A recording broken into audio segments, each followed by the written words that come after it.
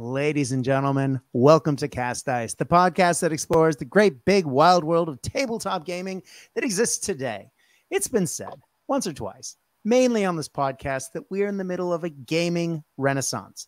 There are just too many good games that we can spend our hobby time and our hobby dollars on, and it can lead to a serious case of not knowing what to play next.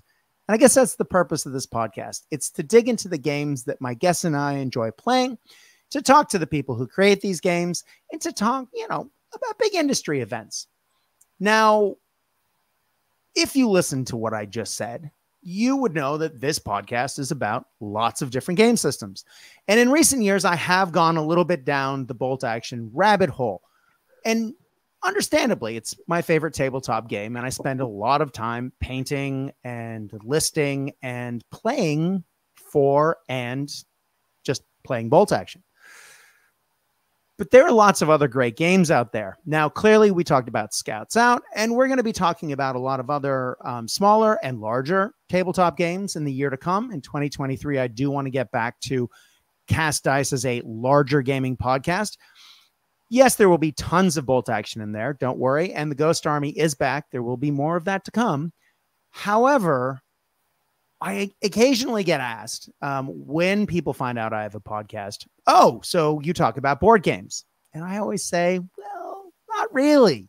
Now, we have talked about a couple of board games over the years on Cast Dice, but as we are going into a new year, and I really do want to talk about different games and gaming in general, I thought it would be a good time to invite an old friend back on, and a couple of old friends who have not necessarily been on this show before, one who's been on once before, and one who's never been on before. So we have a nice spread there, who all share a singular passion that really lends itself to today's topic. So today we are going to recommend some board games for you. Now, you might be an avid board game player as well, and you might agree or disagree with the games that we are going to put out there. As always, you can message the page and or if you're on the YouTube, comment below or something. Isn't that what YouTubers say? I think it's time that we get into today's topic, which is 12 board games that we recommend you pick up and why. Gang, welcome to Cast Dice. Now, Libby, you have been on the show before. You came on to talk about competitive Magic in Vegas, of all places.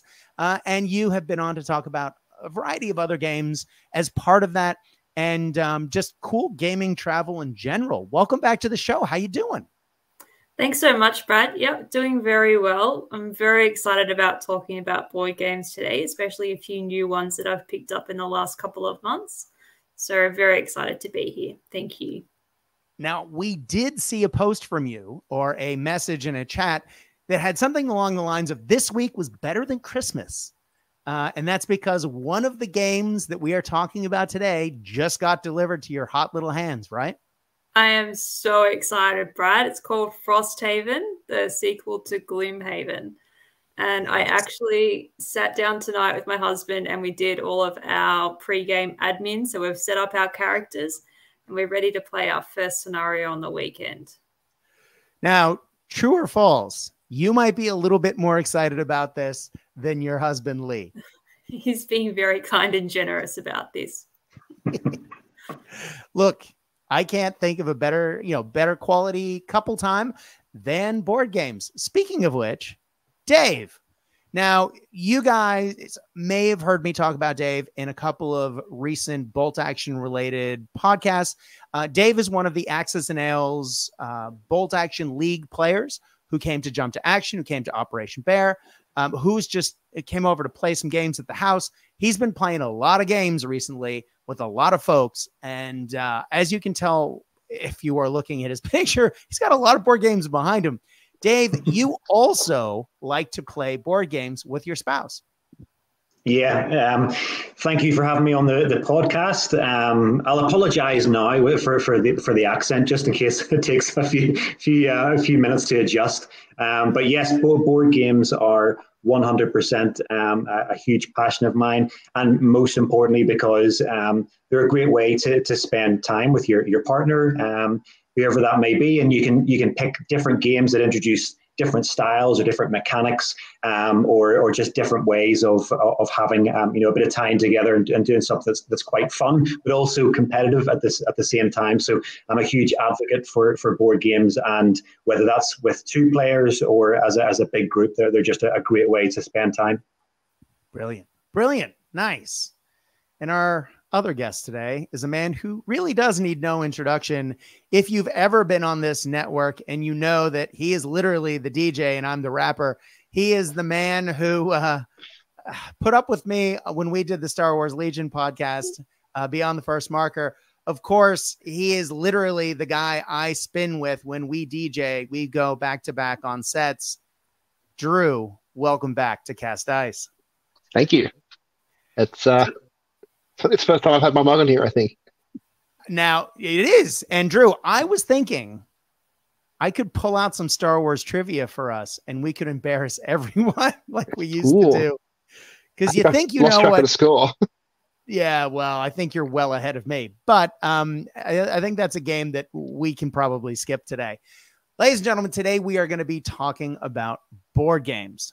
Now, Dave, I'm actually going to hand the preamble to you because you are going to take the link of Bolt Action and you're going to bring us right into board games today.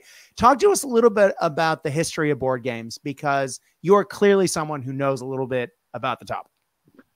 Yeah, listen, it's a really interesting history, and where I became aware of it was a lot of the board games that I first began to get interested in were winners of the Spiel des Jahres, which is the German awards system for board games, and obviously Germany. Following World War II was probably in a state of sort of cultural shock. And one of the things that was promoted after the war and right through the sort of 50s and 60s and 70s was ways of creating competition without necessarily being aggressive to each other, but more basically giving everyone the same opportunities and the same resources and see who can do the best with those opportunities and resources.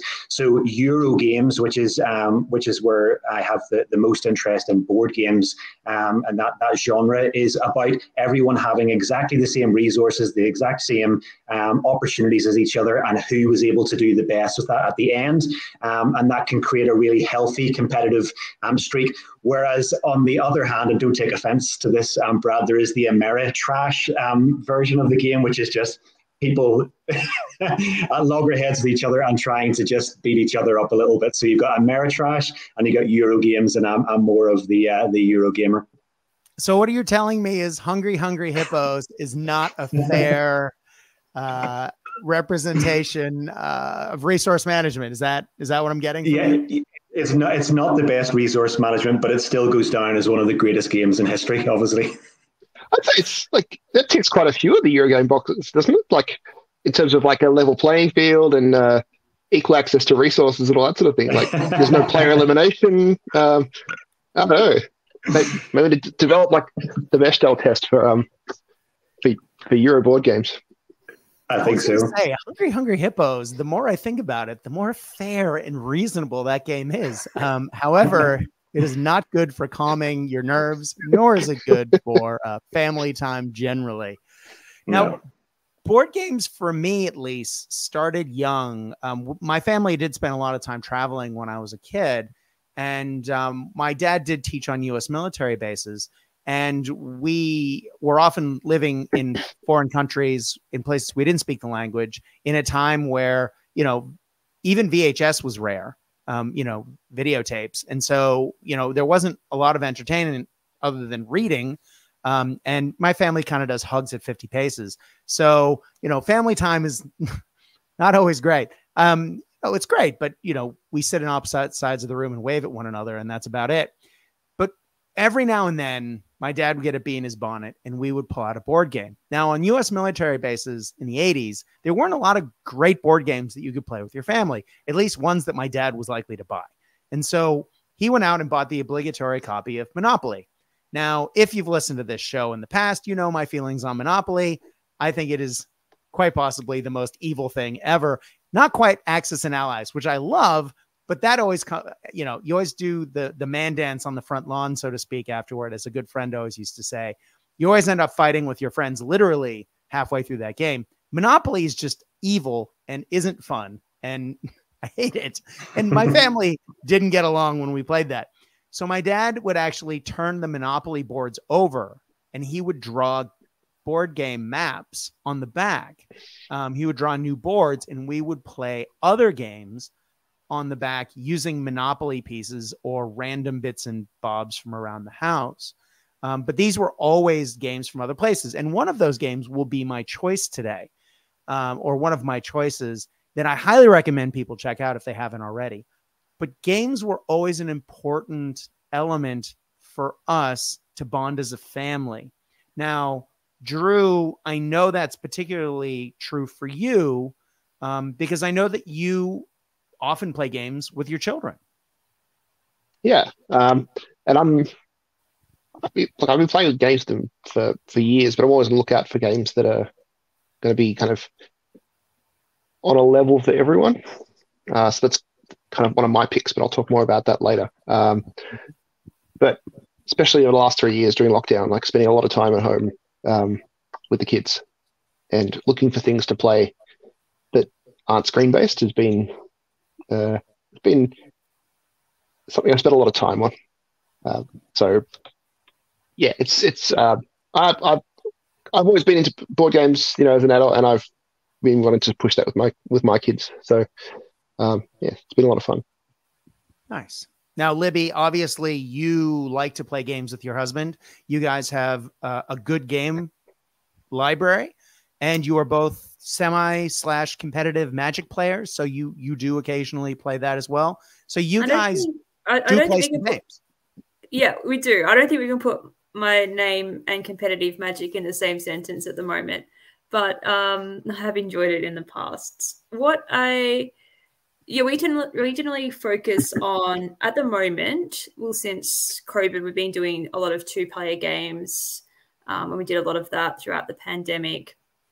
And I'll tell you a little bit more about what we did during the pandemic later as well. But we also, before everything got disrupted, we were running a regular fortnightly board game club.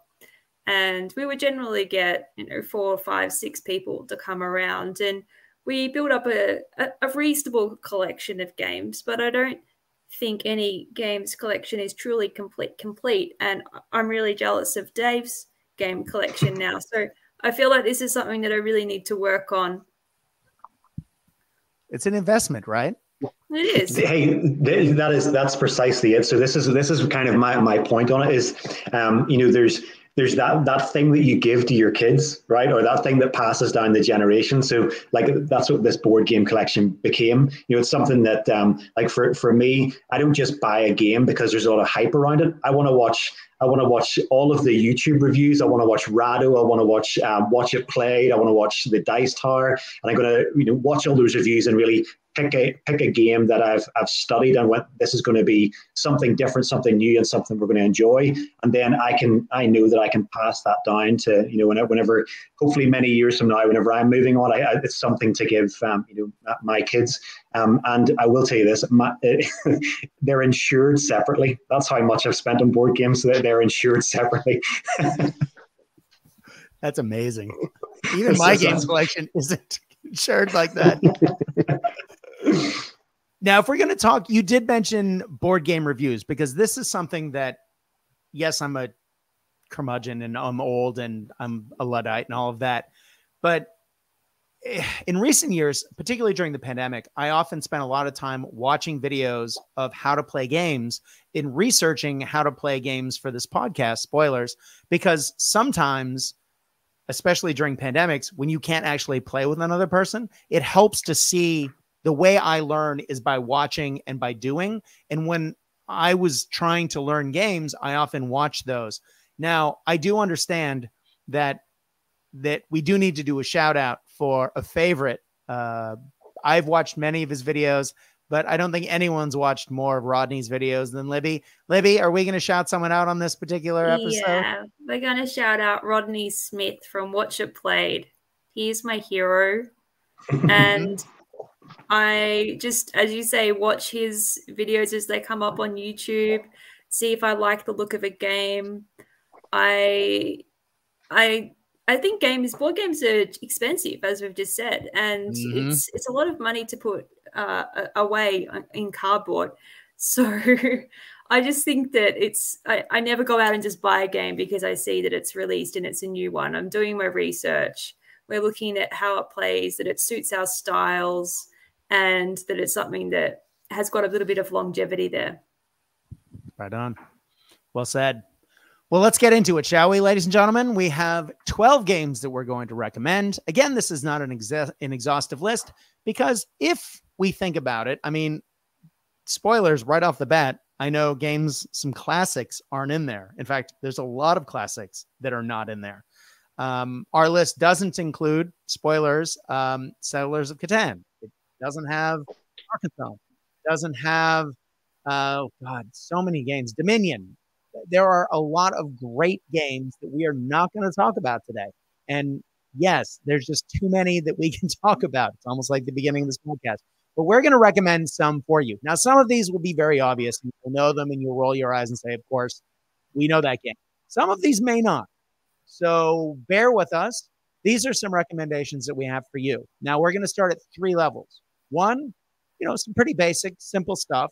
Might be good for children or for people who, we like to sometimes call them normies, people who don't really get into games. Like my dad, he's not a big gamer. However, I introduced him to a couple games, some of which went really well. Some of them went really poorly. So round 1 is the simpler game systems. Round 2, we're going to get a little bit more complex. Round 3, things are going to get a little deep. Does that mean that you can't introduce, non-gaming friends to round 3? Absolutely not. It depends on the game, depends on the person, depends on what they're interested in. But we thought we'd throw out some recommendations for you. So, ladies and gentlemen, let's get to it. Round 1, keeping things simple. Libby, you are taking us out. Tell us a little bit about Splendor. So I've had Splendor for a few years now, and it's one of those games that's very easy to teach people who have never played games before. It's a lot about resource accumulation. So you've got gems that are represented by chips, and the chips feel very similar to casino chips. So they've got a bit of weight to them. They feel really good in the hand, and they're just nice to hold. You use these gems that you gain each turn to then buy wealth. And as you accumulate and buy wealth, you can then buy more wealth and use your existing purchases to help you acquire more products. So it's definitely about resource accumulation, and then you've got a number of different win conditions that are generally based on reaching X victory points. So it's very, very simple, colorful, and reasonably straightforward.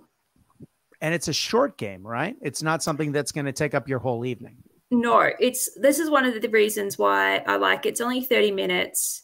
And I'm a bit of a fan, as I've said, of Board Game Geek. It's rated 126 on Board Game Geek. So not really high up there, but fairly high. It's also in the last couple of months released a second version called Splendor Duel. Now, this is purely for 2 players only.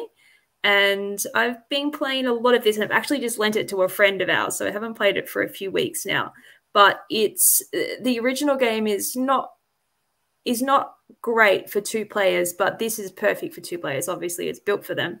And it just adds just enough depth to the game to keep it nice and simple still, yet interesting enough for 2 players. That's cool. That's cool. And I did just see when I was researching this that they actually came out with a Marvel version as well, that has Thanos on the front with the Infinity Stones. So, nothing like a little Disney cross promotion, right? Fantastic. I have seen this around for years. I've never played it. We need to play this. This sounds great. Dave or Drew, do you have any Splendor experience? Nope. Yeah, so I've probably had a similar sort of length of time to what Libby has said, and it's just it's one of those games that is you can teach it within about sort of 5 minutes, and then you're locked in and you know what you're doing, and you're trying to as Libby says, accumulate as many of those gems as possible, so that you can buy more and more victory points for yourself, and then try to hit that score. The funny thing about this game as well is you really have to pay attention to what your opponent's doing, because you might think that you're having the best of time and you're really making things work and you've got a good engine built for yourself, and then your opponent turns around and says, "Oh, the game's finished now," because they just won. So it's one of those ones that can kind of sneak up and grab you. Libby, that reminds me a little bit like the was it tuna boat game, the sushi game that we were playing? Machikoro. Yeah, that was my experience with that. I was like, "Oh, I've got this great. I think I figured this out," and then the game was over before I realized it. And went, no. Yeah, so. It was actually a big decision for me to either choose Splendor or Machikoro, and I went with Splendor because it has the dual option. Yeah. It is a separate game, but same mechanics. Yeah, brilliant. And guys, as we go through, I'm going to ask each time if anyone else has played it on the cast, and we'll just keep adding, because I know they'll get to certain games where we've all played them. So there will be plenty of those coming up. Libby, thank you very much. Dave. Oh, actually, Drew, we are going to play Lumina, the search for lightning bugs. So first thing, sort of full disclosure, this is a children's game. I can't remember the recommended age, but it's something like 4 or 5, maybe. But the reason I included it here is because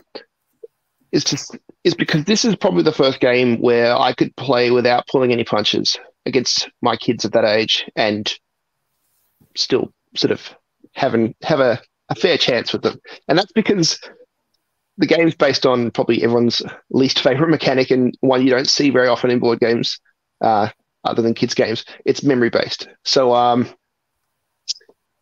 you're essentially moving around this island, and on the map are a few dozen points that you can go to, and about 5 of them at any given time have a token on them, and you're trying to get to those tokens and collect them.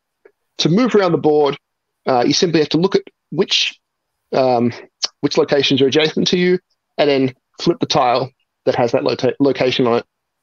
If you get it right, you can move there. If you get it wrong, then you're stuck where you are. So it's a simple game, but there are a few decisions to make about like what path you're going to take and what you think is risky. There's a little bit of risk versus reward just in terms of what you think you can remember. But because it is memory based, it means that I can compete at the same level as my kids because my memory is rubbish at times, and theirs can be surprisingly good. And there'll be times where I'm still trying to, figure out where this last location is, which tile it's under, and then one of my kids has their turn, and they just like dash halfway across the map and pick up a token, and I'm left behind. So, yeah, it's a fun game. It doesn't take too long. It doesn't. It'll entertain the kids. Well, sorry, it doesn't. They won't lose attention after too long, and yeah, that's why I liked it. We played this a lot during the lockdowns, so I have fond memories of it. It's also really nice and colorful. And I know a lot of board games are colorful, but this is kid colorful. Now, having played Candyland with your children, Drew, that game is, rainbow throw up on a board colorful, and not in a good way. And it is not a deep and meaningful game. It's just, rolling and then randomly moving forward. It's a little bit like Chutes and Ladders. Where you end up is where you end up. There's very little skill. It's more of just grinding through the mechanics. There's no decisions to make in that game in Candyland. But I'd say that you do make some decisions in Lumina. They're not heavy or complex decisions, but there are some. But I would prefer playing this over Candyland every day of the week. So if you have kids, or you just have a short attention span and you like memory games, sounds like Lumen is the game for you. Yeah. Right on. That said, if you're not expecting to play with kids, I wouldn't go out and buy this. But if you do have young kids, then it could be a bit of fun for you. Nice. No one else has played this? No. Dave, welcome to. Yes, welcome to. So this is a game that during lockdown, because you obviously couldn't meet up with people, a lot of us migrated onto Board Game Arena, which was a website that automated all of these sort of top tier board games and made it very simple to meet up with people from all around the world and play. And we actually had a friend who had recently moved back to the UK, and we'd catch up in the morning or the evening time to get the time zone right, and we'd play different games. And this one came up through there. So essentially, it's your kind of 1950s America. Welcome to the new neighborhood that's being built, and you've got 3 streets for your neighborhood to be built, and it's basically a flip and write. So there's 3 decks of cards. You're going to pull over the top card of all 3 decks, and it's going to give you a house number and a special action linked to that number. You then have to put the number of that that's just been turned on one of your streets, and then do the action that's associated with that.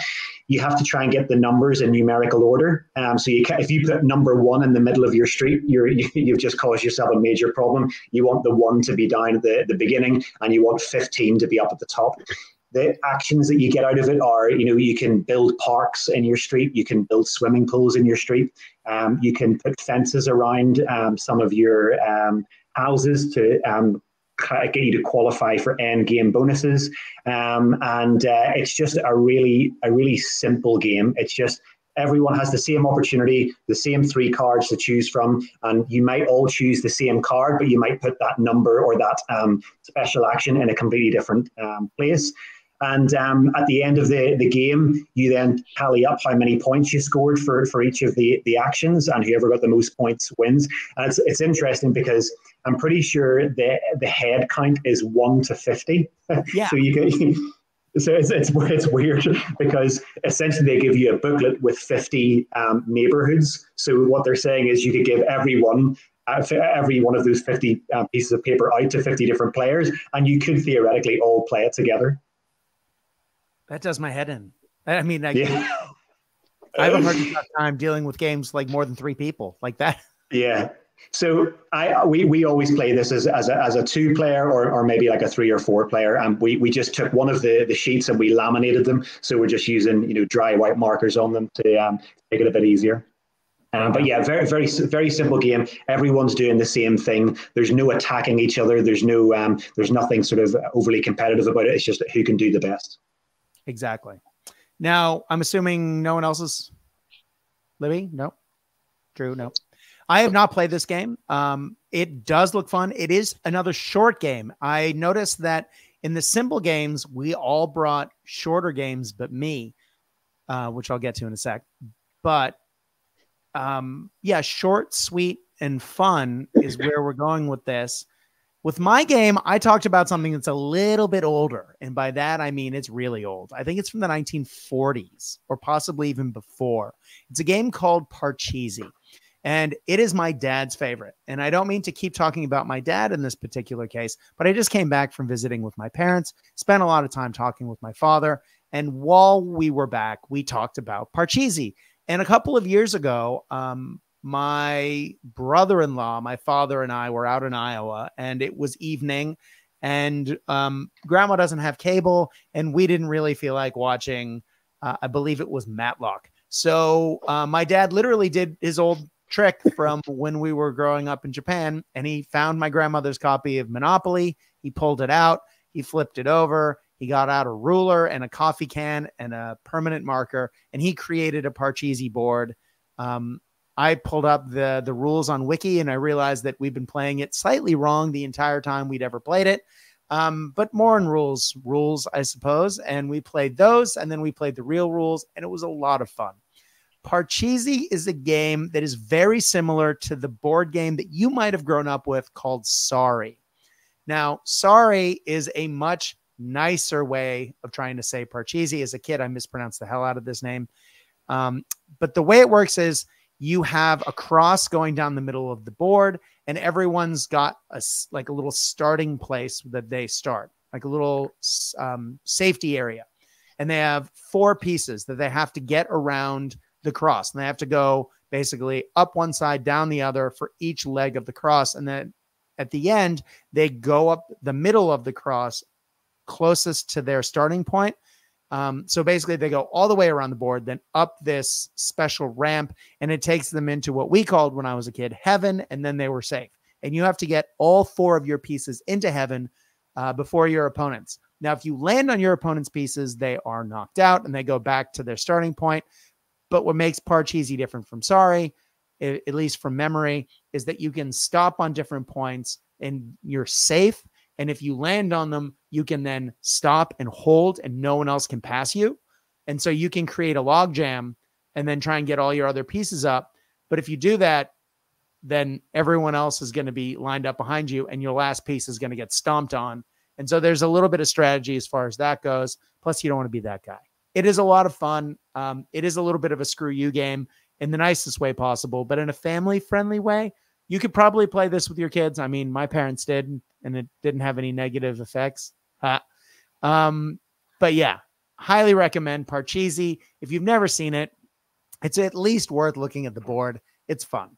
Yeah, it's not too hard. It is definitely a game that you could play with normies, and I think it's a game for normies, by normies, so definitely recommend it. Well, as we get to round 2, we are going to get into more titles that we've all played and that you, the listener, might know more because we got a little obscure with round 1, but let's get into round 2 where we're getting a little bit more challenging. Libby, talk to us a little bit about Wingspan because it is on the shelf of every game store I walk into these days. It seems to be and it deserves to be there, Brad. So it's number 25 on Board Game Geek, so ranked very highly. Not sure when it was produced or when it was released, but it's designed by Elizabeth Hargrave, and she's obviously a bit of a bird fan. So the game is you have a board where you have 3 habitats of forest, grassland, and a swamp or water. And your goal is to play as many birds as possible into this and create, and each bird has some victory points. They eat certain foods, which can be obtained from a bird feeder. Special call out to the bird feeder, which is hard cardboard. It gets built up. It looks like a little bird tower, and you put your dice in the top and they roll through and come out on the feeder. and over the course of the game, you build this engine. So each of the birds have a little, I suppose, rule on them, and they activate each turn, or they can activate. And it's about looking at what your opponent's doing with their birds and putting birds in place that benefit from that, or just you have your own little thing going on. So you can do what you'd like to do or interact as much as possible with your opponents. So one of the main features that I like about this game is, of course, the bird art. The illustration is beautiful. They've got a little bit of a trivia on each of the bird. They've got their common name and their scientific name on each of the cards, and where they're native to as well. So not that I'm into bird watching, but I do follow the Wingspan Facebook page, and so many people have started playing Wingspan and then moved into bird watching. Not for me, but it's definitely an easy game to start playing as well. So it's more complex. It's a little bit longer. It takes 40 to 70 minutes. But what I really like that they've done is when you are the new player, they give you a page that has your first 4 to 5 turns outlined. So you just, and all of the reasoning for that. So you just follow what the game tells you to do, and then it builds you up with enough confidence. Or you could just watch Rodney Smith, but or both. It would even probably be the best way to go about it. Yep. And so I asked a friend who played it for the first time last week with us. I said, "How did you find it?" And he said, "Very, very easy to learn." So that's He is a bit of a board gamer, though. The other thing that I'd like to just note about this game is it's got a number of different expansions. So the original base game is a lot of birds from North America. They've released a European expansion, Oceania, which has birds from Australia, and they've added a new food type. I haven't actually played that expansion yet. I've got it, but I haven't played it because I'm trying to play the base game with a few more people before I add that in, because there's a lot of bird cards, and when you add them in, it's then a lot of effort to take them out. Mm-hmm.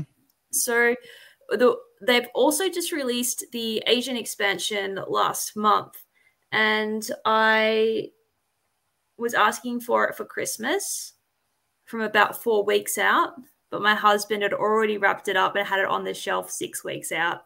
So somebody knows me very well, which is nice. Bravo. So I know he's done well. So the Asian expansion also has a duet mode, which is the 2-player version of the game. So the cards from the Asian expansion can be added into the main game. All of the expansions can be mixed up and played together. And you can also use the Asian expansion just to play a 2-player version as well. And so I'm a bit obviously careful with my 2-player games, and I found that it, similar to Splendid Jewel, adds just enough depth that you can still enjoy the main game mechanics, but it's more enjoyable playing as a 2-person game. Right on. Now, Dave, you were nodding at this earlier. Is this a game you've played? Yeah, it's just a beautiful game. Like, there's no other way to describe it. As in, like, the artwork on it, and I used to be fascinated. I'm going to sound like a geek here, but I used to be fascinated by encyclopedias whenever I was a kid, like the graphical ones where you had all these kind of really good images on it. And I can remember this book of birds, bird encyclopedia, and this game is like a carbon copy of that. The artwork is just it's as close to life as you can get, and again, it's really easy to teach. So the company that produced this, Stonemaier Games, they produced Scythe. Is another one of their games. Charterstone is another one, and the other one I've got as well is the name's going out of my head, but they all of their games are just incredibly well put together. And another mention as well, one of the guys from Stonemaier Games, I'm pretty sure he's one of the owners. His name's Jamie Stegmaier. He has his own YouTube channel, and he doesn't have any sort of flashy lights or anything. He just jumps on and talks about what his favorite mechanics are of games, and then highlights some games that he likes to play and that have had an input into or an effect on game mechanics he's put into his own games. So yeah, they always put together some really good games. That's awesome, man.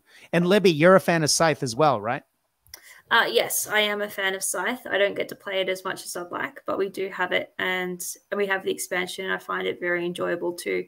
I would rate that as fairly complex, Scythe. Yeah, that didn't look as, and I don't want to say this looks simple, but that does not look as quote unquote simple as this. This looks probably my perfect speed. Well, so I'll just make one more comment. Sorry, Brad. No, is that it's made up of 4 rounds, and at the end of each round, you get to measure a bonus for some bonus points. But in doing so, you use your action cubes to mark how many bonus points you've achieved. So then the next round, you've got one less turn, and then one less turn after that. And so as the game gets more and more complex, or long, each turn gets longer, you have fewer turns. So it doesn't feel like it drags. That makes sense. Yeah, that makes a lot of sense. Right on. Yeah, because some board games definitely get grindy, don't they? But it's nice that these don't. Well, right on. Dave, talk to us about the Lords of Vegas. Lords of Vegas. This is a game that I think my dog hates, because my dog gets super worked up if I get worked up. So this is a game that makes me stand up and get really energetic and into it, and then that sort of sets off my dog, and he's over beside me, kind of wanting to know what's wrong. So this is literally Vegas in a box. So essentially, what you're doing is you're going to start off with a car park. All right. And you're going to then turn that car park into a casino. And you're going to pick a color for that casino. And every round, a card is going to get revealed. And if the card revealed matches the color of your casino, then you're going to score some points and you're going to earn some cash. And then what's going to happen is, as the game continues, you're not going to be able to score or increase your score by just 1 point. You're going to be needing to score a minimum of 2 points, and then a minimum of 3 points, and then a minimum of 4 points. So you're going to have to expand and make your casino bigger and better to score the points that you need to win the game. So that causes some conflict, and it also causes some pretty sneaky moves where, say I'm a purple casino and beside me is a silver casino. What I can do is I can turn my casino into a silver casino, and all of a sudden I own the silver casino beside me that somebody has worked very hard on. So it's pretty underhanded in how you can win this game. It's not for the faint-hearted, but it is a very simple game at its core. Yeah, I was going to say this definitely has shades of screw you mechanics in it. That yeah, you want to be careful. But I do love a game that says Frank Sinatra on it. So Yeah. So I when I'm describing this game to people, I say it's Monopoly on performance enhancing drugs, because that's probably the best way to describe it.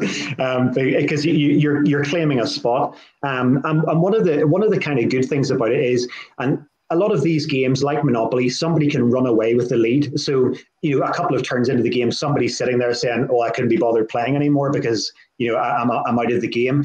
Every single round, no matter which player's turn it is, everybody earns money based on the car parks they own and the casinos that they own that match the color that's just been revealed. So everyone is kind of kept together, and somebody can come from the back and win it, or somebody can kind of just keep ahead of everybody for the whole game. There's lots of different ways it's panned out. And this is one that I personally feel like I'm an expert, and I'm somebody who wins this game pretty frequently. I don't know what that says about me, but note to self, don't play Lords of Vegas with Dave.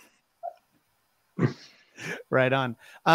Anyone else have comments about this game? Because I'd never heard of it, but it looks like a lot of fun. Although the Monopoly comparison definitely gives me some worries.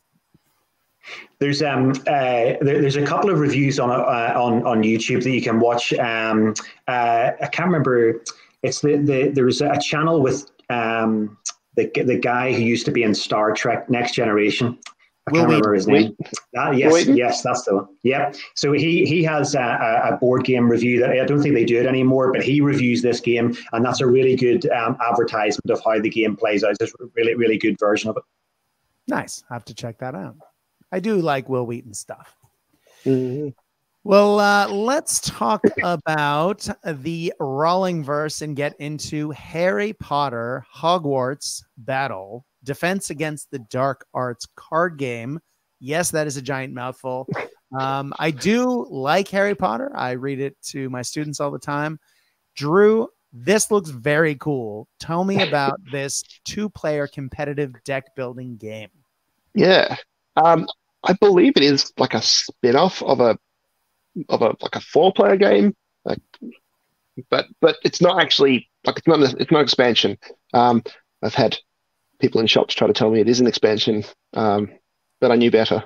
So it's a standalone game. It's for 2 players, and it's a deck builder. So probably we'll make a few comparisons to Dominion here, but it's not the same. It's not just Dominion with the Harry Potter skin. There's a little bit of a different bent to it here. So again, I'll probably compare it more to Dominion, and hopefully people have played that. In Dominion, you have a dozen or so different types of card that you can buy into your deck and build and sort of start to form a strategy around. Whereas in this game, you have all the cards potentially available to you at any point or at some point during the game. So there's a classroom, and cards kind of cycle through it as they're purchased and added to people's decks, and that starts to flavor your deck. You start off choosing a house, and one of the cool things I liked about this game is that, particularly again playing with my kids, you'd expect that everyone wants to be Gryffindor or everyone wants to be Slytherin, and and it includes 2 of every house so that every player can choose the house they want to be. So it can both be Slytherin if they want. But the premise here is that you're just 2 kids in your Defense Against the Dark Arts class, and you're having a practice duel. If you know the lore at all, the premise doesn't quite work because you can start pulling out like Crucio curses, or have Dumbledore sort of rock up and just stand next to you and start assisting you in this practice duel. So it doesn't quite work in that sort of description. You know, in that you'd go to like wizard prison if you pulled out those sorts of curses and never come out. But they're cool in this game. It's all right.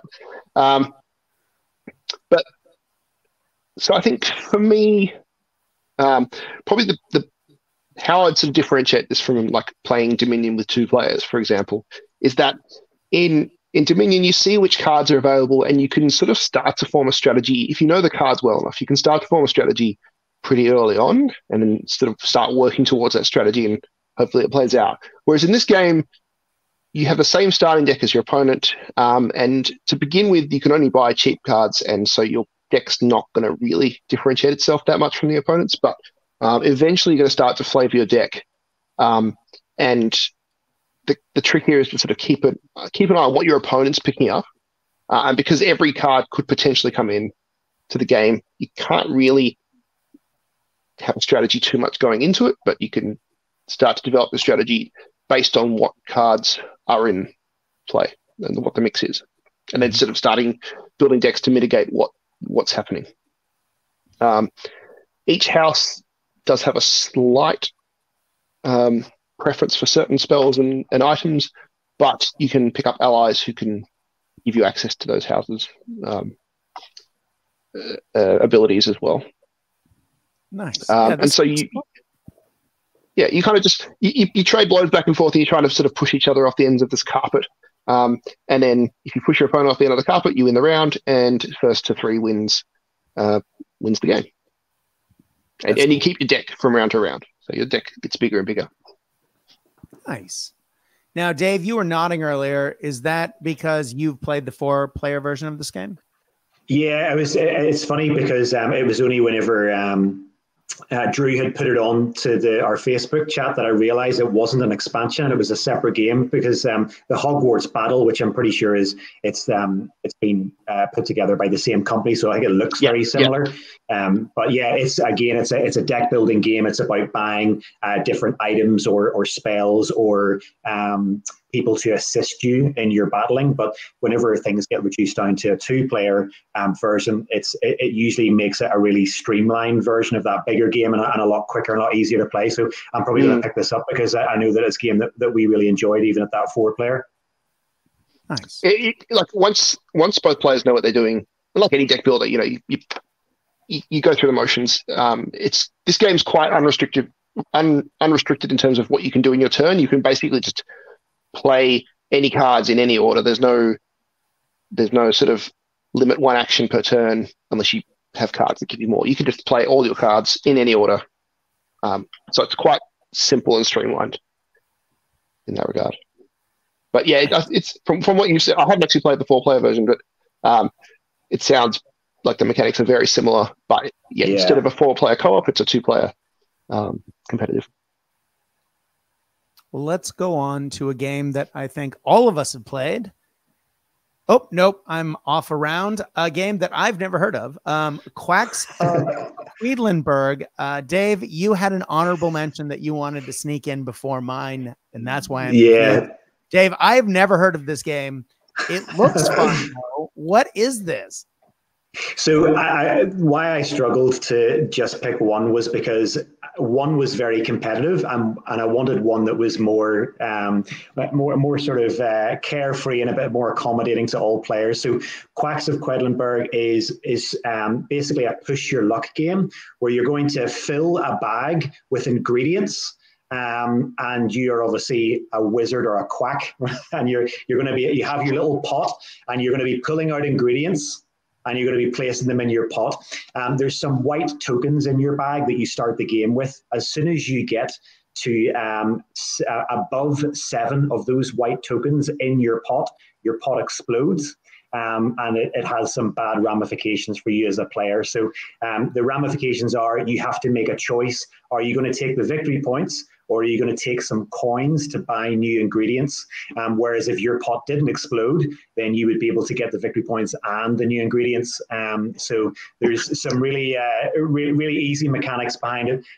It's really fun. And the best bit about this game is, especially if you've finished and you've decided, no, I'm not going to push my luck anymore, just looking around the table and seeing people just questioning, should I take out one more? And they're trying to calculate how many tokens have I got left in the bag? How many of them are white? Or okay, I've got a 1 in 4 chance. And of course, they'll pull out the white that makes them explode. So really good fun. The good thing as well with this game is it comes with a lot of variety of the ingredients. So the ingredients have 4 different versions of themselves, which gives you a bit of a change every time you play it. And there's also some event cards that change up what's going to happen during each round of play, but just really fun. I would say this is suitable for multiple ages and a really good way to introduce people to some fun board games as well. Definitely. Yeah, it looks great. And the reason I stuck it after the wizarding game is because I thought it was a nice segue going from proper wizards to quacks. So there you go. Now the game that I think we've all played to death is my choice, Ticket to Ride. It is one of my favorite board games. I absolutely adore this game. It is a game, if you have not ever heard of it, it's by Days of Wonder. It's done the rounds. There's a million expansions to this game, and I will talk about my favorite in a second.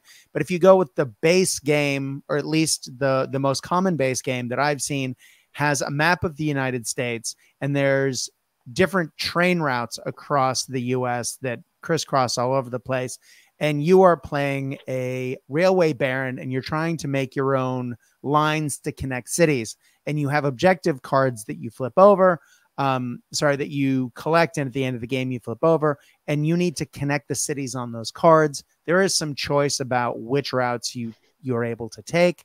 But then it's who's going to make as many of their routes as they can before someone runs out of trains. And the longer the trains you put down, the bigger the score. And so the person with the highest score at the end of the game is the winner.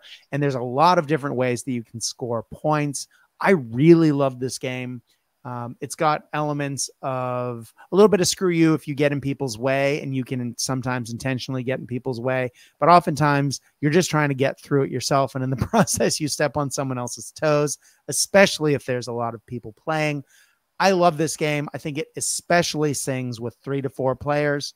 Having just played it when I was back in the States, I was reminded just how much I enjoyed it. And this is a game that I actually bought for my father, who's not a board gamer, and he loved it too. For my birthday this year, though, I was given Ticket to Ride Japan, which is an expansion to the basic game. You do need the basic game to play it, but it does give you a map of Japan. Because Japan obviously is islands, it actually involves ferries as well. There's bullet trains, and actually ferries might be a different expansion, but bullet trains is a really nice expansion to this. The mechanics of the game, plus because Tokyo is such a dense metropolitan area, it's, as far as I know, one of the only places in the Ticket to Ride game systems where it is actually not just the whole country on a map, a city is blown up out of it. And as I grew up in Japan, in particular, I'm a Tokyo boy. It's really fun for me to then be like, oh, I used to live there, and make little trains in that particular spot. So I highly recommend Ticket to Ride Japan if you have played Ticket to Ride and you really like it. The flip side of it is Ticket to Ride Italy. It is the same box on the other side of the board. You flip it over, it's got a different board. It is very different mechanics. It feels very different. I think that's where the ferries come in, and it is a lot of fun as well. Highly recommend. Libby, you have not only played a lot of Ticket to Ride, you've played Ticket to Ride Japan and Italy with me. So what do you think? Ticket to Ride in general, or the expansions? You have the really nice, fancy version of the game, and I have the really basic version. What are your experiences with this game? Do you like it? I like it. I don't love it. I think it's a really good game to play, as you say, with a larger number of people. And it's a fun one. And I like the aspect of you can either focus on your own goals and objectives or be a little bit sneaky. And I think over in the far east of the US, or on one edge of it, there's a few little choke points. And if you're really sneaky, you can just put your trains there and try and cut people off. So it's easy to play. I think it's a great one to introduce. I've got very fond memories of playing this game, having lunch, having people over, and having a ball playing this game. Yeah, by the way, it's Nashville, in case you're wondering. That screw you point in the game. Can I chime in? Like, I also bought this for my parents for probably similar reasons to you, and yeah, had a lot of fun playing with it. I'm gonna point out two expansions here. One is the big card expansion. Just if you don't like playing with the little cards, there's an expansion which just has all the same cards as the base game, but it's sort of normal playing card size. That's cool. And if it seems too dry for you, there's also the Monsters and Alien expansion, which just adds some wackiness to it. What? I didn't know that was a thing. Yeah. You get this little Godzilla and Flying Saucer, which they mess with the game in some way. But yeah, it takes what's a very, very balanced game to add some wackiness to it. I'm gonna look that up the second we stop recording today. That's amazing. Actually, I don't know if I've actually played that with the expansion, but I haven't. Oh, we're doing this, Drew. Yes, right away. I mean, Dave, I'm assuming if you've played a lot of the other games that you've mentioned, that you've played Ticket to Ride as well. Yeah, so I've got Ticket to Ride Europe, which I think overall probably is the most popular just among the sort of base audience of this game. But it's just a classic game. You know, there's my wife has a very specific talent of just hoarding all of the colors. You just look over and she's got like a full fan of cards, and she hasn't put any trains down yet. And you're going, when is she going to pull the trigger? And then all of a sudden it's bang, and you're like, no. So yeah, there's definitely some different tactics to this game. I actually did that for the very first time a couple of weeks ago, playing with my brother-in-law, who is a notorious competitive board gamer. And I put down a couple of things here and there, and he was like, "Oh, I have all these trains down, da da da." And he was talking a lot of smack. And meanwhile, the fan was getting bigger and bigger and bigger, and then just went, "That's 6 trains. That's 6 trains. That's 4 trains. That's 3 trains." And he's like, "What? And I was like, "Yep, I've gone across the southern United States. Deal with it." And the game's over. Yeah, it was a lot of fun. Love it. Yep. Well, before we get to round 3, I do want to go off on a little bit of a tangent, because board games, while not my entry into gaming in general, are often the vehicle that a lot of us do get into tabletop games through. It's sort of the entry drug, so to speak. And there's 2 games in particular that I really want to mention.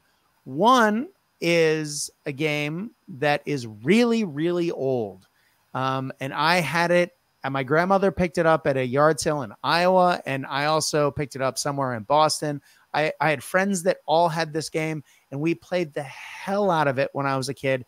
It was a very early dungeon crawler called Dungeon, and it was by TSR, and it was a game for 2 to, I believe it was 8 players.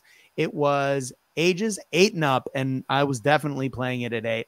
And I always loved that they said it was 30 to 60 minutes, and I don't think I ever played this game in anything less than 2 hours, because it was just dungeon crawling all the time. And you start in the middle of the dungeon, and then as you work your way out, which is the center of the board, you move your pieces up and down hallways, in and out of trapdoors, through secret doors, around traps, into different rooms. And as you explore, you end up fighting monsters and collecting treasure if you kill those monsters. And you can get magic abilities, magic items, scrolls. There's all sorts of cool things that you can find while you're battling monsters. And each color set of rooms gets harder. So you start at level 1 and you work your way up, I think, to level 8 in this game. But the monsters get scarier the higher level you go. The treasures get bigger. So the rewards are greater, but you need to sort of level your characters up to even get there in the first place. And you do that by collecting treasure, by defeating other monsters, and increasing your own experience level. And it was a game that you can have different classes. You could have like a paladin or an elf or a thief. And it was just a lot of fun. It was like D&D Light by the people who made D&D. And while I was already playing Dungeons and Dragons, I actually really love this game just as a fun game on the table. And it has been reprinted a number of times. I know I've seen it fairly recently in a game store and was really happy to see that it still existed in the universe. It is sort of the TSR version of Warhammer Quest, or what I think that is the game. Hero Quest? Hero Quest, yeah. Warhammer Quest and Hero Quest, also very similar games. This is another third game in that it doesn't have miniatures. It is little either game pieces or little cutouts, but a similar game. It's probably easier than Hero Quest to introduce to children, but it is a lot of fun. I haven't played it since I was a kid, so don't sue me if it's not a ton of fun, but it is a great entry level game. And that takes us into, in my opinion, the greatest entry level game of all time. Ladies and gentlemen, Talisman. I have played the hell out of this game more than almost any other board game ever. There have been many versions of it. I've owned several. They had tons of expansions that expand out the board. But basically, the base game is, it's a circular board, and you're trying to go around the outside, and you choose a character. You could be a troll or a hero, like a fighter, or there's all sorts of different characters. There are dozens of expansions. They're like, yeah, so many. There's so many of them. But as you travel around the outside, again, you gain experience, you gain treasure, you get weapons, and you get stronger and stronger. And then once you feel like you're stronger enough, you go to the next inner ring towards the center of the board. And then things get a lot harder there. You're damaged more often. The monsters get tougher. And then once you've properly leveled up, you go to the center of the board. And there, again, there's another little track to go through. And you have to try and beat all of those challenges. And once you do, you basically become a god or some sort of the master of the land, and you win the game. And then everyone else, has to bow to you or something. I love this game. I played the ton of it. There's so many expansions. There are expansions that change what happens when you get to the middle and how you interact with the other players. There's the city expansion where it gives you a little sideboard, or a dungeon expansion that gives you a sideboard that you can add to four separate corners. Like they tack on. Yeah. So that makes the board huge. There's a bazillion characters they've added to this over the years, depending on the edition, even down to like having a Time Lord or a Space Marine. Like you name it, they've added it. It is a wonderful game. And now there are different flavors of Talisman out there. I saw a Warhammer 40,000 Talisman, and I think I saw a Harry Potter Talisman. There are some crazy Talisman games out there, but just as a basic game, I loved playing this as a kid. Again, it was a wonderful gateway for me to the Warhammer world, because I discovered it shortly thereafter, where I discovered Warhammer as a concept and as an IP universe way back when, and I loved it. So that's me. Anyone else have an experience? My fond memories of this game are just like whenever you get anywhere near finishing, everyone just starts dumping on you, and you quickly sort of get cut back down. You really need to sort yourself out before you start going for that middle. Yeah, exactly.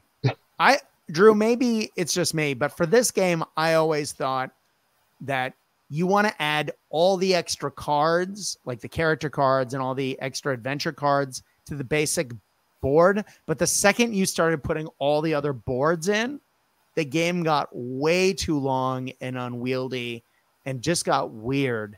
I thought it was always best to play with the basic board. I know that might be an unpopular opinion, a hot take. It's fun to get all the expansions out, but I can only remember doing that once, and it seemed like a long game. It was a long night. Mm-hmm. It's fun, but you got to have the time and energy. Exactly. Libby, have you played Talisman? No, I've never even heard of it. It's a thing. I don't even know how I earned my ticket here. I'm not sure how I'm qualified. Sorry. maybe you're actually you're at such a high level of board games that this is too far beneath you. That's what it is. We'll go with that. Thanks, Dave. Dave is not wrong. This is definitely not high concept board gaming here. This is firmly in the Ameritrash end of the spectrum, yeah?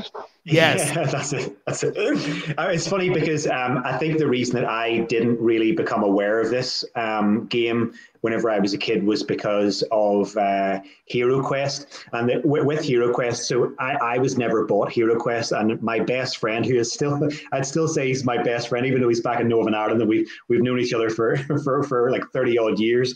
He had Hero Quest. He was like he might as well have been a single child. He was very young compared to his siblings. So mum and dad just got him everything. He had Hero Quest, and he would treat it as this mythical object that you had to earn the right to play it with him.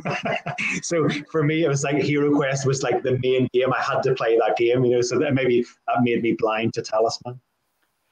See, I didn't play Hero Quest because I played Talisman. So I'm the flip side of that coin. There you go. We've all ended up in the same place though, so that's right. Well, speaking of same places, let's talk about some games that many of us have all played, and they are all the games that we recommend that might be a little bit more complex. Now, these are all games that I think we'll all know, but let's talk about what they are and why we recommend them. Libby, speaking of Hero Quest, this is the perfect analogy for me for that, the modern equivalent, which has way more pieces. Talk to us about Gloomhaven.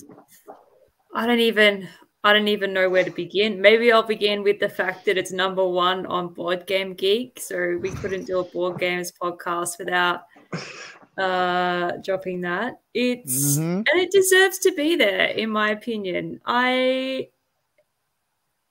You tell a story. You're a team of mercenaries. You're on a quest to. It's a while since I've done this story, but you basically have to kill the boss monster at the end. But you have to play 70 or 80 scenarios to finally get to this big boss monster at the end. And the Gloomhaven was best played with 3 to 4 people. And it's an almost choose your own adventure game. Each sit-down scenario that you play would take between 60 minutes to 2 hours to get through, depending upon how crazy the users got. And it was a really good way for a year or two. I had people over on a Tuesday night. We had dinner. We played Gloomhaven. And then the pandemic hit. And I thought to myself, well, we've got to get through this game. What am I going to do?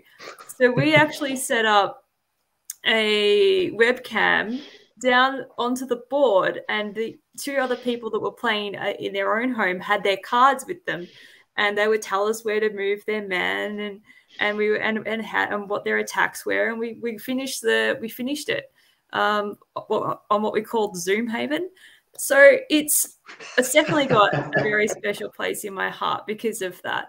It's, as you said, Hero Quest dungeon crawler style game. You each control a figure that is your character, and as you get experience and play the game, you collect gold and you can upgrade your character and buy items to equip it. So I think it's a similar. I haven't played Dungeons and Dragons, so I don't know how closely related it is to that. I did try to play Dungeons and Dragons once, and I couldn't work out what the win condition was. And with the win condition with Gloomhaven is you have a scenario and you're working towards the goal and objective together as your team. So it is a cooperative game, and it's and it's, yeah, as I said, there's a choose your own adventure story. So at the end, you can then choose what scenario you'd like to do, or if you'd like to go back to Gloomhaven, and it sort of helps set the theme of the story. You have road events cards that you draw before you get to the scenario that helps build this story and theme as you go through it. So I think we ended up playing about 70 scenarios of this game. And so that's obviously, I'm a big advocate for it. And then as we mentioned earlier, they've just released Frosthaven. So it was meant to come out, I think, 2 years ago, and this was the first thing that I've ever done on Kickstarter, and that was a very good lesson for me that Kickstarter, they have it takes 2 years longer than what they say it's going to take. This is what I've learned. So Frosthaven is the same mechanics as Gloomhaven, but they've taken it one step further in that you have a village on the outskirts of the world called Frosthaven, and you have to defend it. And so another element of the game is you acquire resources to build and protect this village throughout different winter and summer seasons. So as I said, I've only just started the admin for it. Both of these games require somebody to be good at admin and to dedicate time to it. But it's not, I wouldn't call it onerous. I actually quite enjoyed it most of the time. So I am about to embark on this adventure, and I must say that I'm very excited about it. One change that they've made with Frosthaven over Gloomhaven is they've added a new mechanic called inspiration. So I've learned the lesson the hard way, and I don't think I can con the people that I conned into playing Gloomhaven with me the first time to do Frosthaven with me the second time, except for my husband, because he has to. So we're going to do it just as a 2-player game. And we've got this new mechanic called inspiration, which is to aid people who are only playing 2 characters. So I think I'm really excited about it. And it's definitely a more complex game. This is not this is not a game that you sit down and play with someone who's never played board games before. But if you're into it and you're really happy to have a continuous game that you're always drawn back to for an extended period of time, then this would be it. And I worked out how much I spent on it, because obviously it was a while ago now. I think it cost $250, including postage from the US. And when you work that out over the number of hours spent playing this game, 16.2 kilograms is the box weight. Oof. It's complete value for money. I just think it's some of the best money well spent. The only disappointing aspect that I have is it's a legacy game. So once it's played, it can't be replayed. You could go back and play these scenarios, but you can't ever go back to the start again. And I think in some ways that makes it a bit special too. Yes, it's also, as you say, it's a campaign system more than it is a board game, because you're playing through a series of games. And it is nice that it's cooperative. So you're working with people to achieve this quest. It is, when you finish it, like you have, I can only imagine the feeling of accomplishment that gives you for having survived this thing. And, as you say, it's great if you play the whole thing through, or even part of the way through. It is great value for money compared to a lot of board games, because it has tons of replayability up until the point where it doesn't. But how many board games are you playing that much that you would get to that level of time into a game to start with? I think it's great that it keeps you coming back again and again and again. And it gives you different experiences each time, right? And so if somebody said to me, well, I'm interested in playing this now, should I play Gloomhaven or should I go straight to Frosthaven? So my suggestion would be they've actually got a beginner Gloomhaven version. I'm pretty sure it's called Jaws of the Lion. Yeah, it is. It's called Jaws of the Lion. So that's I think 15 scenarios that you can play through, and it's a similar game mechanic to Gloomhaven. So that would be what I would recommend people try that. And if you loved it, I would try and extend the playability of this game as much as possible. So I would then do Gloomhaven and then Frosthaven.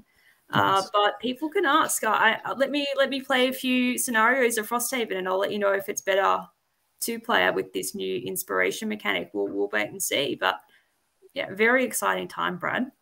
It is. It's like Christmas. Can I ask a question? You were saying that you can't go back and replay it. Is that like there are literally components that you have to sort of deface or destroy? Yeah, you rip up, you tear out, throw out cards.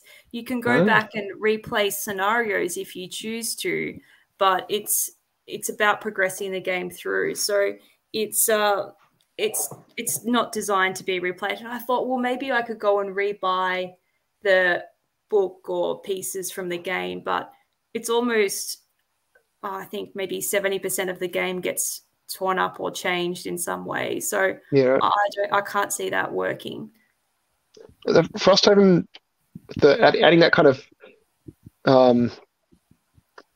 strategic aspect to it with the management of your settlement reminds me of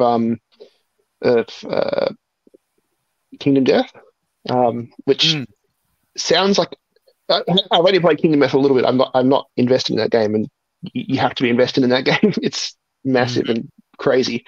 I've got a friend who's done that, so that's cool. But it sounds very similar. In that game is just a boss fight, and then settlement management in between. But the other thing that we haven't touched on in today's podcast, which is quite important, you can probably do a whole podcast on it, is board game inserts. And I feel like Dave would definitely have strong opinions on this. And with Gloomhaven, I felt like it was important to buy an insert to help sort and organize the cards. But Frosthaven, I opened the box and I was so impressed. Everything was laid out beautifully. It has a big sheet of paper on stop. It says on the top, and it says, "Stop, don't go any further, read this carefully." And it helped me set up the game. And I did spend 3 hours the other night setting the game up, ready to be played. Best 3 hours I spent this week. So it's and I don't feel like I need to buy anything more to help with this game at this point. Nice. Well, let's move on to a game that I absolutely adore. That would have been my choice, Drew, but you did introduce me to it. So please talk to us about Mansions of Madness. All right. So this is the second edition of Mansions of Madness. Fantasy Flight Games put one out. I can't remember how long ago. The first edition, which essentially had a DM player, so one player against the rest sort of situation. The second version of the game is more or less identical, but rather than have a person manage all those decks of cards and lookup tables and books and reference, all that sort of stuff, rather than have a person manage all that, they just replaced it with an app, which does irk some people. I played a couple of games that have sort of companion apps, and I don't mind it. But there are definitely purists out there who don't like that merging of sort of video game and board game. But I don't think the app here detracts from the game. I think it just streamlines the management of the game. I would like to cut in for 1 second, Drew, Sure. because I have a massive gripe with this game's app. It is so good that I introduced this game to my wife, and now every single time I show her a game, she goes, the very first thing she asks, "But does it have an app?" And so I can't get her to play anything else but Mansions of Madness unless there is some strange alignment of the planets, because this game's app is so good. It has, thematic music in the background. It has the sound effects. It has everything she wants in a board game. It keeps her interested. It keeps her going. And she loves that interactivity with you, the group of players working cooperatively against the app and the game itself. She thinks it's great, and she doesn't want anything else. So that is my gripe with this app, that it's too good. So I chose this game. I love the game, but it also reminds me of, I would say, the first game I played that you couldn't buy it at like a Target or a Kmart or something like that. So this is like Betrayal at the House on the Hill was my first kind of I'm going to say big kids board game that I ever played. After playing miniature games for years, and then after a tournament one night, someone pulled out Betrayal and played through that, and that game is brilliant. I love that game, and it's aesthetically quite similar. You're building this mansion to walk through. The reason I think I prefer this over Betrayal is that at some point during Betrayal, someone becomes a traitor to the group and has to sort of start playing as the antagonist. And if you're trying to play with people that haven't played board games before, if one person suddenly has to switch role from being part of a cooperative group to a solo player, that can be quite hard if they're not an experienced board gamer. And so I like this game better because it doesn't do that. The app controls the antagonist, so everyone's protagonist, but so it's almost a reskinned dungeon crawler, and that it's call it a mansion crawler, but it's all based on the Lovecraft mythos. And you show up at this house, you get a voiceover sort of scenario set up through the app, which puts all your characters at the scene. There's a mystery to be solved, usually within a mansion, but not all of the scenarios are based in a mansion, and there are expansions that take it elsewhere. And the app just walks you through what tiles to put down, what pieces to put down. You have your character card, which gives you sort of strengths and weaknesses in every other character. And yeah, you walk your way through the mansion, finding clues, uncovering things, fighting the occasional monster. Some scenarios are quite combat heavy, and some scenarios are not combat heavy at all. And then most of the scenarios have either a sort of literal timer or a countdown of some sort towards some event, which if you haven't gathered enough clues by the time you get to that point, that it can make victory very difficult.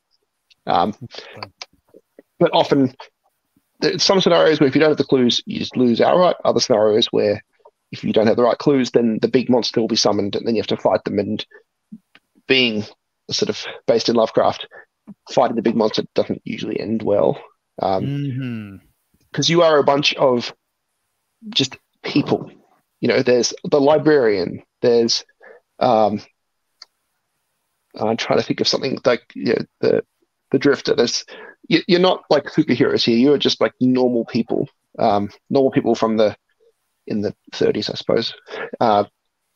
So you're not performing superhuman feats. You might pick up the occasional magic item, which might make you a bit more powerful, but really you're just like some people trying to take on a cult or some giant monster that's going to take over the world if it's let out of the basement, kind of thing. And as you said, the app kind of steps you through it. You do still need to understand the rules separately from the app, but the app does sort of guide you through a lot of those things and prompt you through a lot of things, which is good. There are two sort of health trackers here. You've got your physical health and your mental health. If you lose physical health, you could be injured and eventually die. If you lose sanity, it's called the mental health, you can lose enough sanity that you literally are out of the game. Like you're not dead, but your mind is so broken that you are no longer contributing to the game.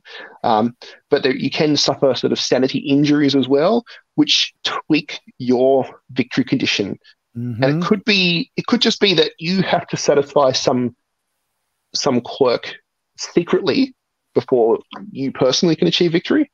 Sorry, I'll backpedal here. This game is pure co-op. But if you suffer a injury to your sanity, your victory conditions will change slightly and secretly.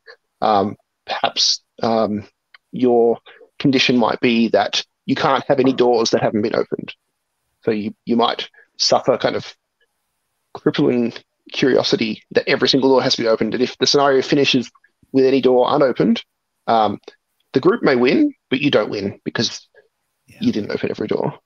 That kind of thing. But it's oozing with theme. This game, the artwork is brilliant. You can, if you have a look at any images of the tiles, you can see all the tiles are double-sided, so you get a lot of different variability here. The game comes with a bunch of miniatures. I grabbed a couple from my set here, which I've painted. I've painted all my miniatures, and I've replaced the bases.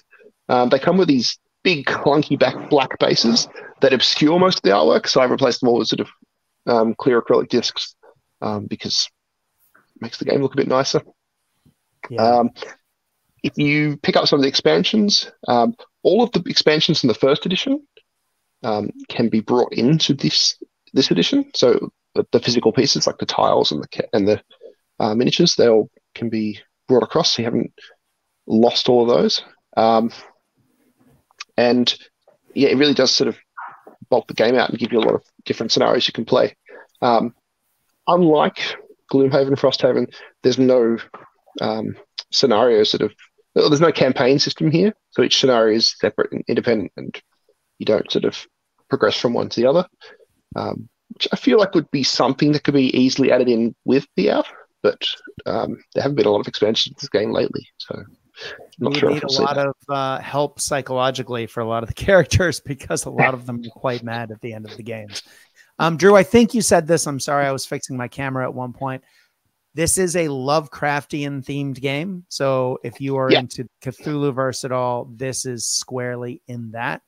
It's nice and public domain now, so everyone can make Cthulhu games. But Fantasy Flight have quite a few that share similar mechanics, but at different levels. So this is if I had to sort of put on a spectrum, you have sort of, this game is a very sort of intimate, small space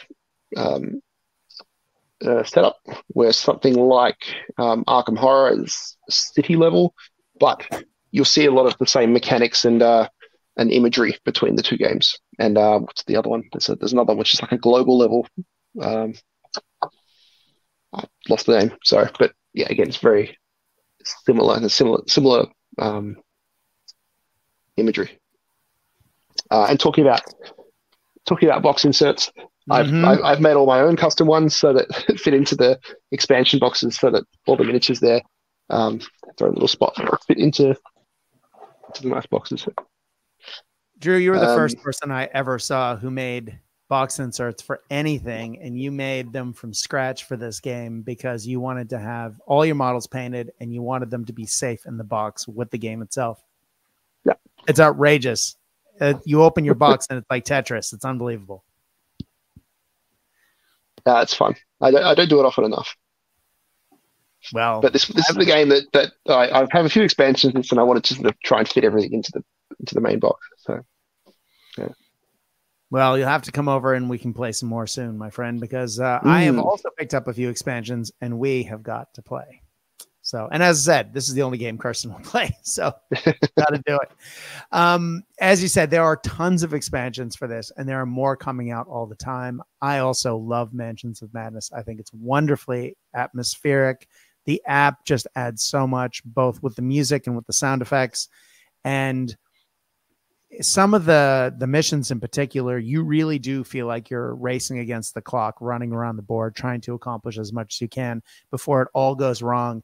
And I just think that is it makes for such a rich, fun, cooperative gaming experience that I also highly recommend Mansions of Madness. So there's quite a lot of variation in the scenarios. Like, obviously they're all horror themed, but like there's some scenarios where you're being chased around a town by a supernatural mob, and you have to sort of find clues before the mob sets the place on fire and lynches you. Where in other ones where like you might be defending a mansion against a zombie horde that are sort of trying to knock down the doors, and you have to go and reinforce that door. Then that window's now got a breach, and you have to go fix that up. Or like the cult, which is summoning the big beastie in the basement, but you don't know anything about it, and you kind of have to figure that out before you get down and stop them. So the scenarios are quite varied, even though they all like have this horror theme. It's not as static as you would think. Exactly, and as you said, lots of variety to the scenarios. Well, let's move on to a game that I don't know much about, but I've heard people talking about, Terra Mystica.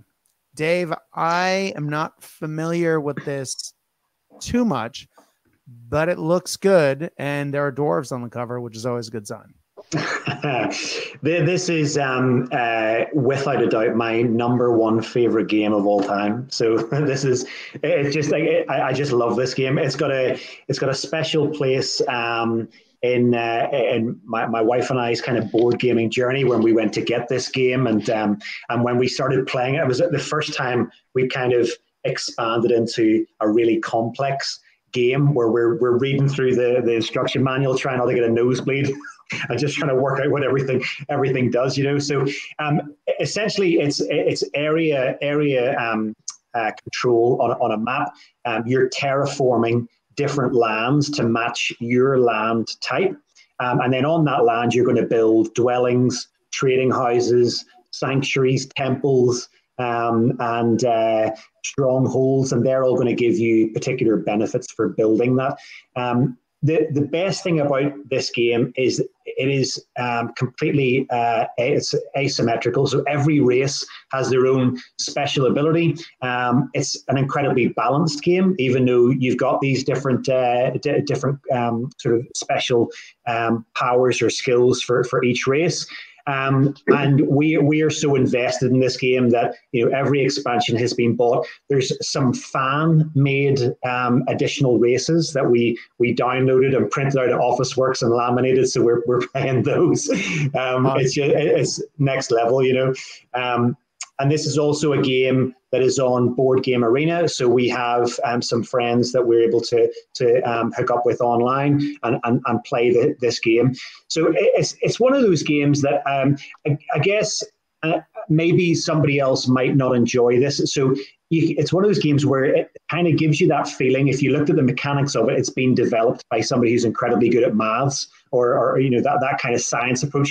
I am not that type of person, so I don't even see that. I'm just playing the game because I've got a little race of lizard people, and they're trying to build lots of houses, and then they're trying to build temples, and they're trying to meet all the winning conditions. I don't really. I overlook the math behind it, but I think the good thing with this is there's ways of scoring points for your race. There's ways of scoring points at the end of every round, and then there's a way of scoring points at the very end of the game. The expansions offer a bit of variety to that, and there's a little bit of conflict in getting in each other's way. You're trying to, you know, if somebody blocks you on land, then you have to resort to going on the rivers and try to get around the board that way. You know, at the bottom of the board, there's some sort of communal options that people can spend resources to use, and if they get taken, then all of a sudden you don't have that option to you anymore. So you've got to be fast. Turn order is a big part of it, but in that true Euro game style, everyone had the same option. You know, everyone had the same sort of starting position, and you just used your race to the best of your ability, and you came out on top. So just a really good game that has a really special place in my heart for what it offers. And it's a game that our friend group or our board gaming group, you reach the top level whenever you've been taught how to play Terra Mystica, and you're then, you know, one of the Terra Mystica players, and you get brought into to play that. So it's like that's when you've leveled up, you know. Mm-hmm. Nice. So yeah, I'm gonna have to look very this good up game. because it looks like several other games that I've played in the past, be it Carcassonne or Underworlds, and it really, it's scratching all the right itches. You even have a little hand flavor to it.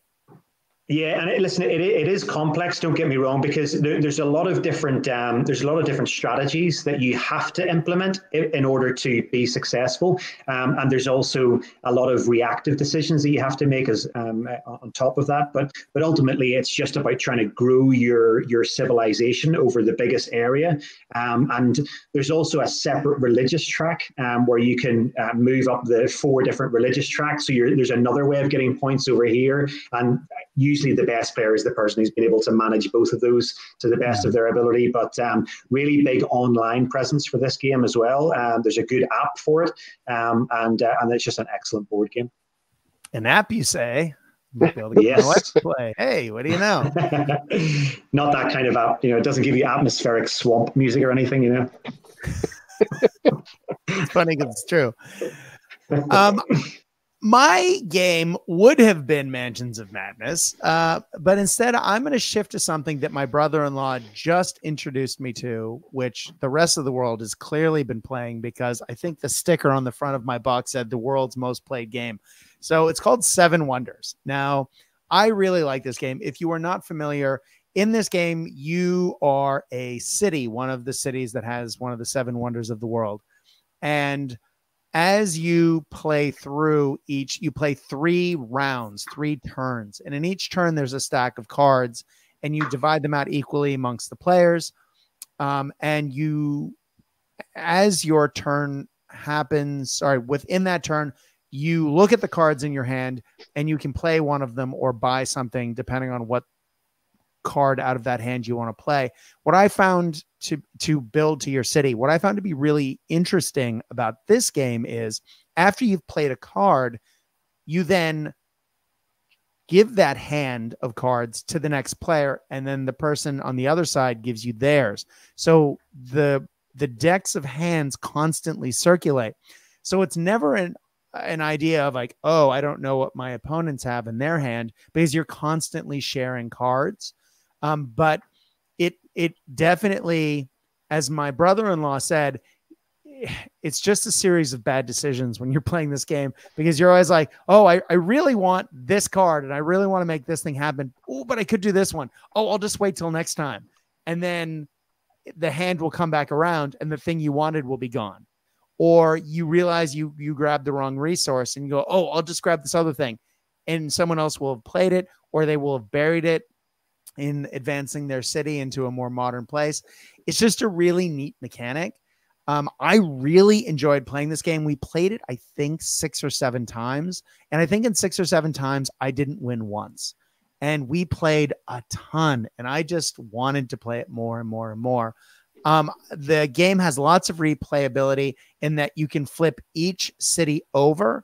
And so there's 2 different ways to play each city. And the basic game has a bunch of cities to start with.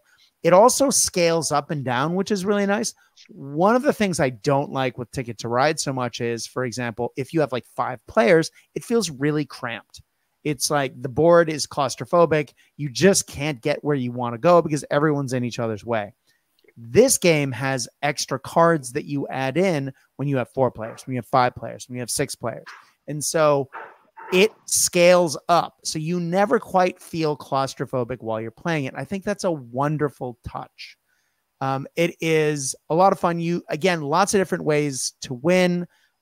You can win by having all the resources and then building things for your city. You can build giant militaries and raise other people's cities. You can advance scientifically. You can create some of the wonders of the world and put them in your cities to advance your score. Or you can just have tons of money. And again, that can expand your score and the person with the highest score obviously wins. Tons of different winning conditions. And every time I thought I was doing all right, I didn't. So yeah, it wasn't my most successful, but it was still a wonderful time. Has anyone else played this game? Dave, you've played this game, right? Yeah, but it's funny. I've only played this game a couple of times and then immediately sort of migrated to the 2-player version of it because it made more sense for how it was going to be played in my house. So still a great game. There's a lot of crossover between this and the 2-player, but the 2-player still feels like a very separate game at the same time. But yeah, really good theme. The wonders of the world and trying to fight to get the right resources to be able to build everything that you want to be able to build and get the points that you need. Nice. Libby, have you played this? Because yeah, you played Duel. I've played the base version a lot. I love it. And I think it's similar. The reason why I'm attracted to it is similar to Splendor, which is that resource accumulation and that engine. I think it's an engine building type mechanic that I just love it. And then you can buy more things, and your village is your city's getting so big, and you've got, now I've got that resource. I can buy that. I don't have to pay gold for it. And then somebody does a sneaky science win, and it's all ruined for you. But similar to Dave, I've played a lot of the dual version. And we've got the dual version's got a few expansions as well, which I've highly recommend too. So 100% love this game. Nice.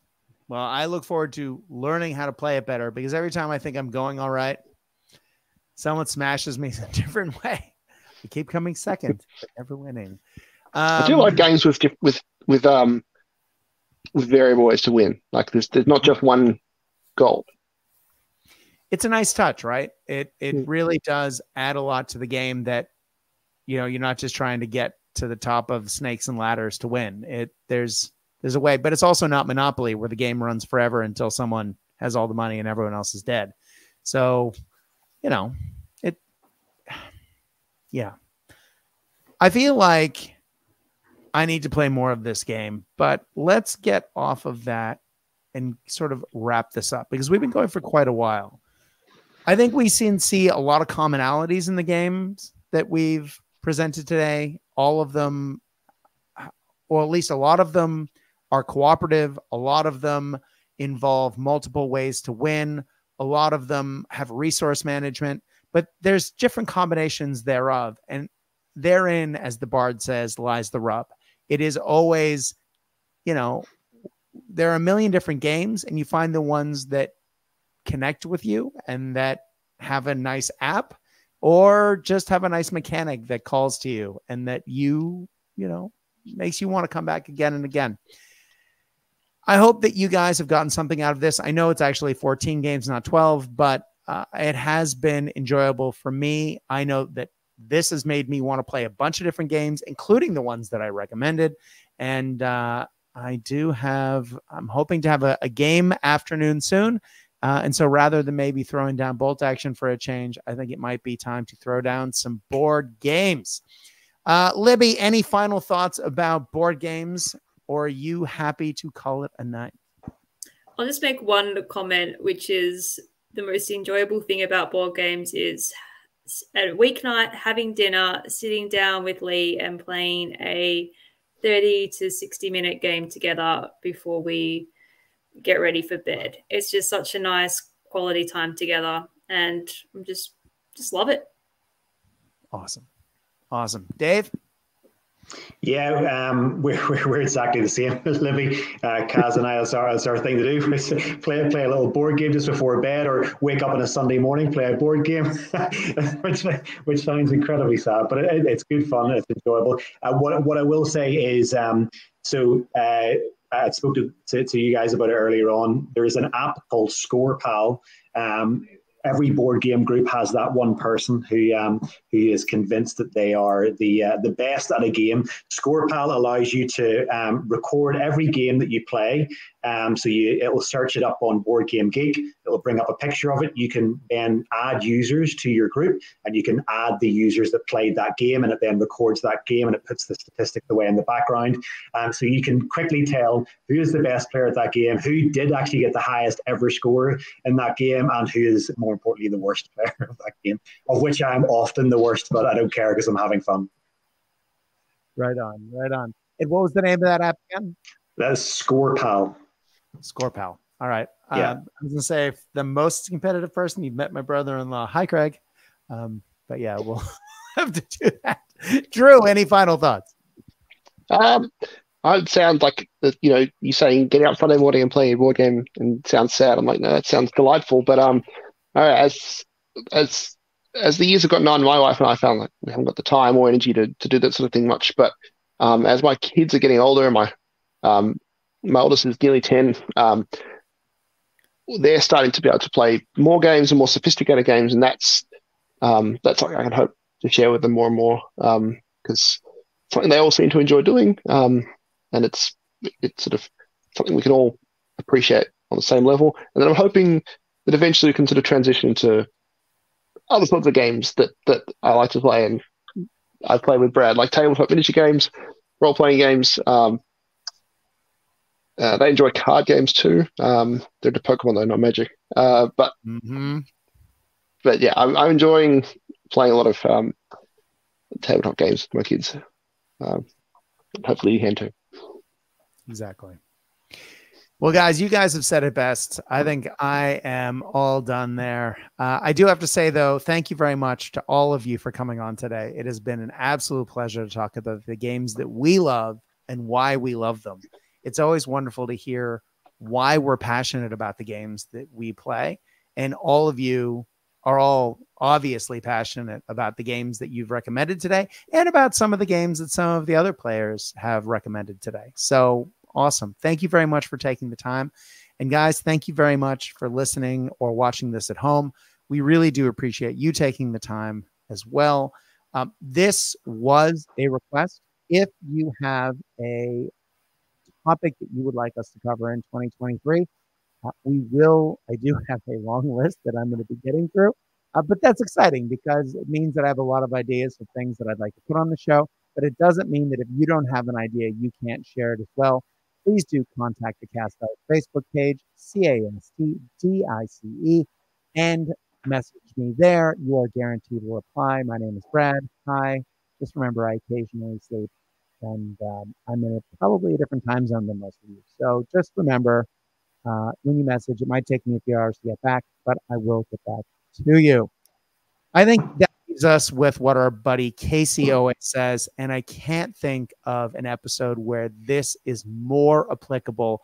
So, ladies and gentlemen, when you are playing the games that we know and love, I hope that your dice roll hot. I hope your beverages are cold. But more than that, we at Cast Dice hope that you are having fun. Stay safe out there, guys. Good night.